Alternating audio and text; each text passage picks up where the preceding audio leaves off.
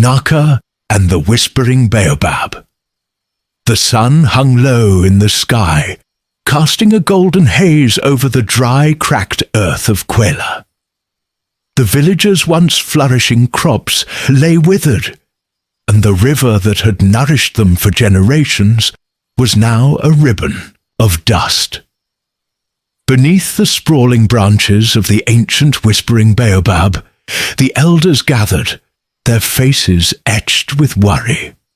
"Why has the tree forsaken us?" one elder murmured, gazing at its silent, stoic trunk. For centuries, the baobab had whispered wisdom to guide their lives, but now, in their time of greatest need, it remained mute. Naka watched from afar, clutching a tattered satchel close to his chest. Though young and unnoticed by the elders, he had always felt a connection to the tree. It was his refuge during lonely nights, its roots a cradle where he dreamed of belonging. As whispers of despair rippled through the crowd, Naka's heart swelled with resolve. "I'll find out why the tree no longer speaks," he whispered to himself. Little did he know, his vow would set him on a path fraught with danger and revelation. As night fell, Naka packed his satchel with a water skin, a piece of dried bread, and a carved wooden talisman his late mother had left him. The baobab's massive silhouette loomed against the star-strewn sky. He knelt at its base, pressing his ear to the bark. Though it remained silent, a faint warmth pulsed beneath his touch, as if acknowledging his intent. "Guide me," he whispered before setting off into the unknown. His first steps led him to the edge of the great forest, a labyrinth of towering trees and tangled roots. The villagers had long avoided its depths, fearing tales of spirits and beasts that roamed within. But Naka's determination burned brighter than his fear. As he ventured deeper, the air grew cooler, and the forest seemed alive, whispering secrets in a language he could almost understand. When he stumbled upon a glade bathed in silver moonlight, he felt he was being watched. A soft rustle broke the silence, and from the shadows emerged a sleek leopard with eyes like molten gold. Naka froze, clutching his talisman. The leopard circled him, its gaze piercing yet oddly calm. "Why do you trespass here, child?" it spoke, its voice deep and resonant. Naka's heart raced, but he bowed low. "Great Spirit, I seek the reason for the baobab's silence. My village suffers, and I must help." The leopard studied him for a long moment before nodding. "Your heart is pure, but the path you seek is fraught with trials. Follow the river until you reach the Mountain of Echoes. There you will find your first answer." With that, the leopard melted back into the shadows, leaving Naka with both relief and trepidation. The river's gentle babble was a comforting guide as Naka followed its course. Days blurred into nights, and his rations dwindled. Hunger gnawed at him, and his legs ached, but he pressed on, driven by the image of the thirsty children in his village. On the 5th night, he reached the Mountain of Echoes, its jagged peak piercing the clouds.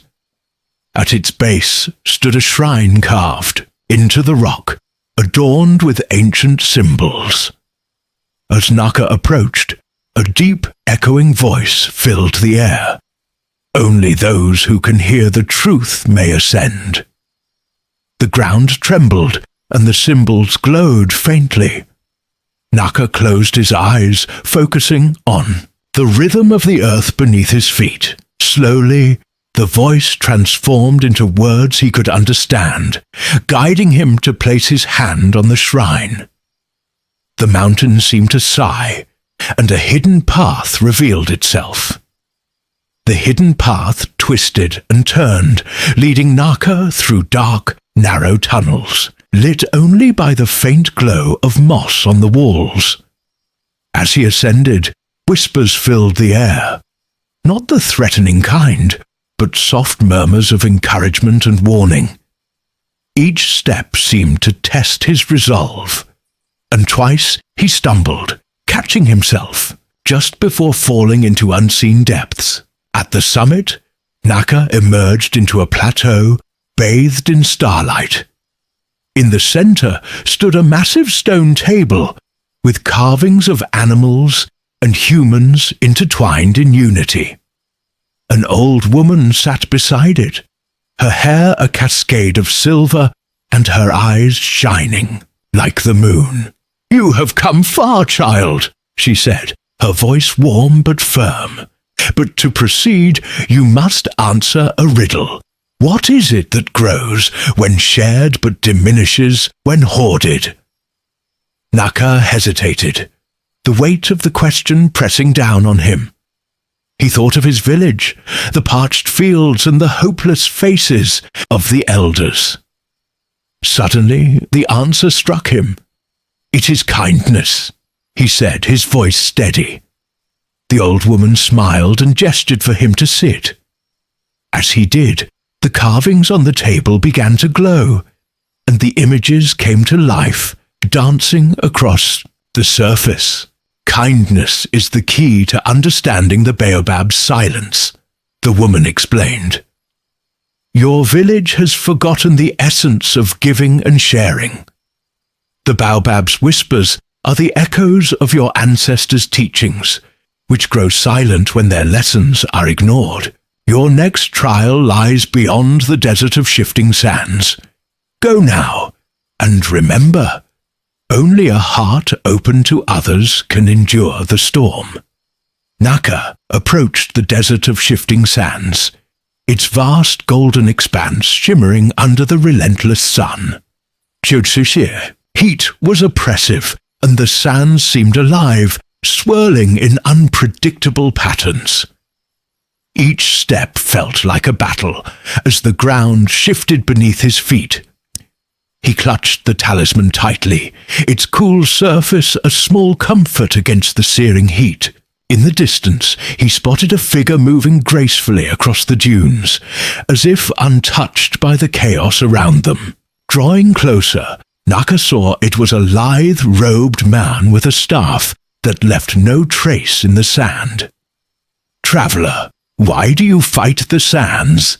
the man asked, his voice calm like a breeze. Naka bowed slightly. "I seek the reason for the baobab's silence. My people suffer, and I must find answers." The man nodded, his expression unreadable. "Then you must trust the sands. Let them carry you instead of resisting. Only then will you find the path forward." Following the man's advice, Naka stopped struggling against the shifting sands. He closed his eyes and allowed himself to sink slightly, feeling the rhythm of the desert beneath him. To his amazement, the sands seemed to cradle him, guiding his steps as if showing him the way. Hours passed, and just as exhaustion threatened to overwhelm him, he stumbled upon an oasis hidden among the dunes.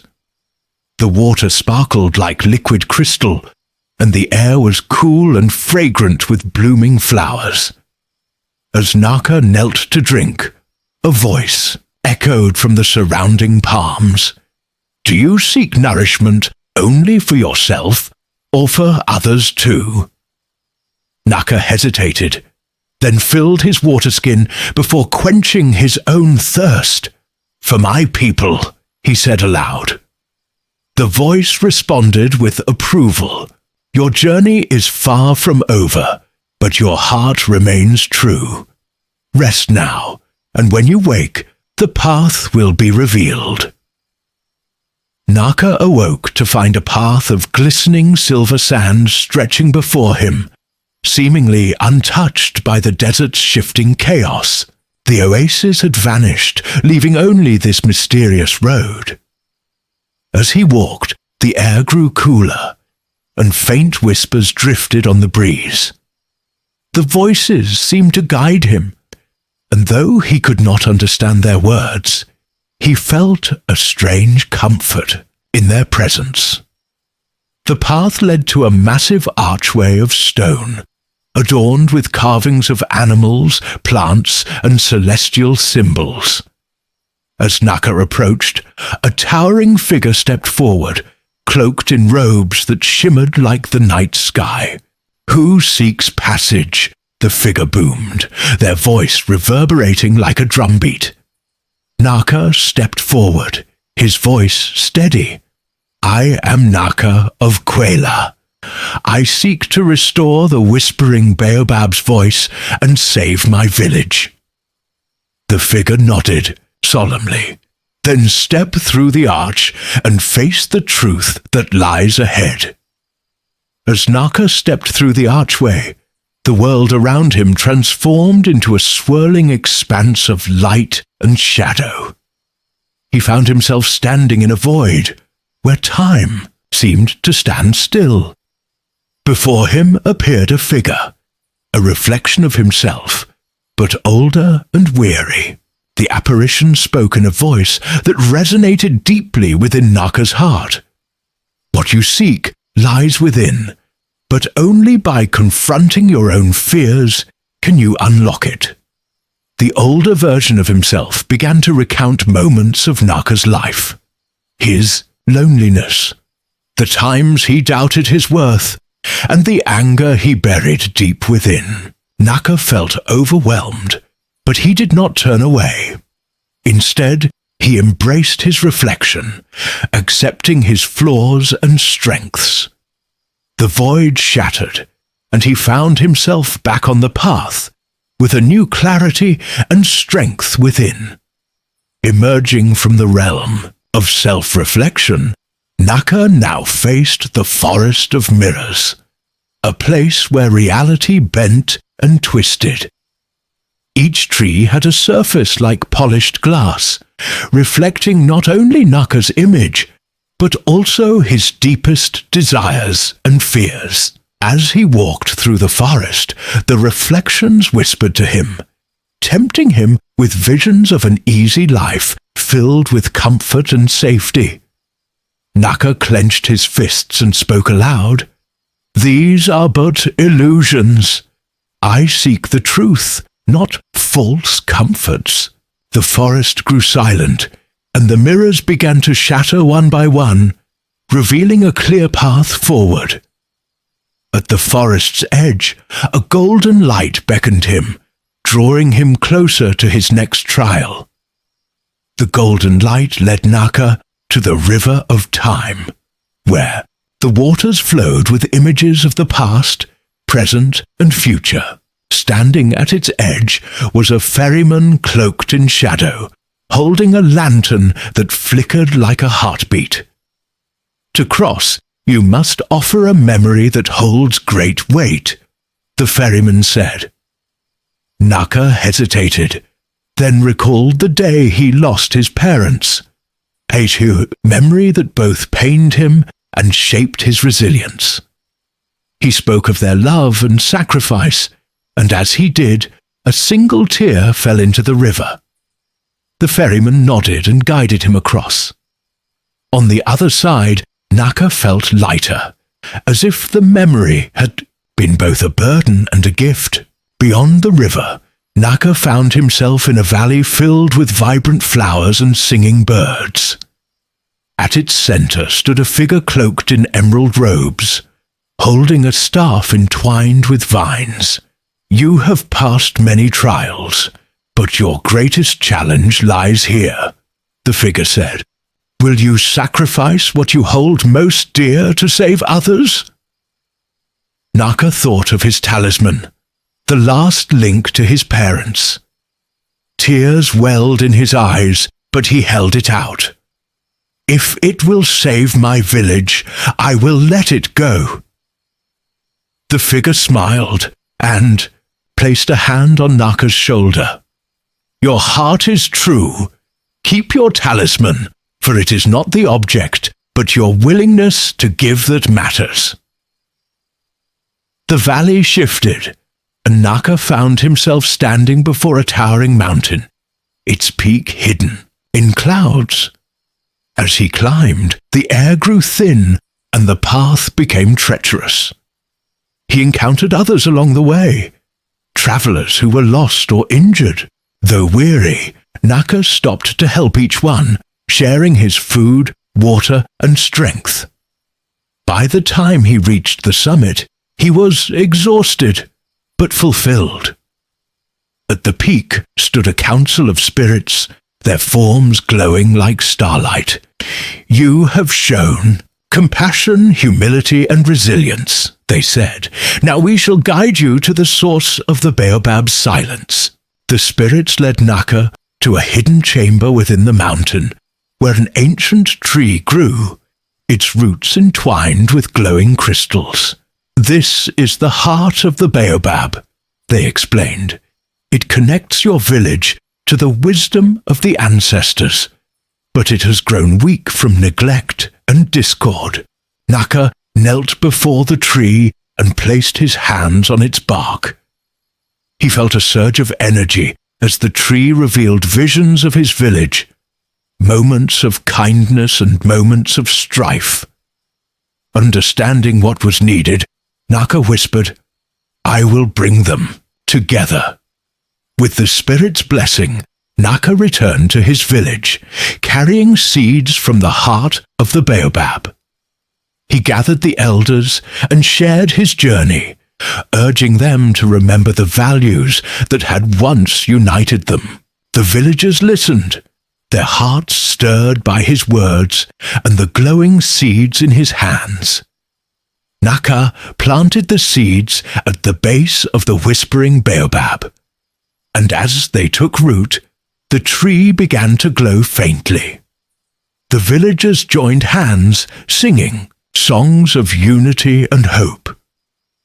Slowly, the baobab's whispers returned, carrying messages of guidance and renewal. The village began to heal, with the river flowing once more, and the crops flourishing. Naka was hailed as a hero, but he remained humble, crediting the ancestors and the wisdom of the baobab. He continued to share the lessons he had learned, ensuring that the village would never again forget the importance of kindness and unity. Years passed, and Naka grew into a wise and respected leader. The Whispering Baobab flourished, its roots connecting not just the village, but neighboring communities as well. It became a symbol of hope and a reminder of the strength found in unity. One day, as Naka sat beneath the baobab, a young child approached him. "Tell me the story of your journey," the child asked. Naka smiled and began to recount his adventure, weaving lessons into the tale. The child listened intently, their eyes wide with wonder. As he finished, Naka placed a hand on the child's shoulder. "Remember, the greatest journey is the one that leads us to care for others. That is the true wisdom of the baobab." Naka's legacy lived on, not just in the stories he told, but in the hearts of those who heard them. The village of Quella thrived, a beacon of harmony and resilience. The Whispering Baobab continued to whisper, its voice a melody of hope that reached far and wide. And so the tale of Naka and the Whispering Baobab became a legend, reminding all who heard it that even in the darkest times, the light of compassion and unity can guide the way. Hope you enjoyed this great African folktale with moral lessons. Please don't forget to like, share and subscribe to Prime AI for more.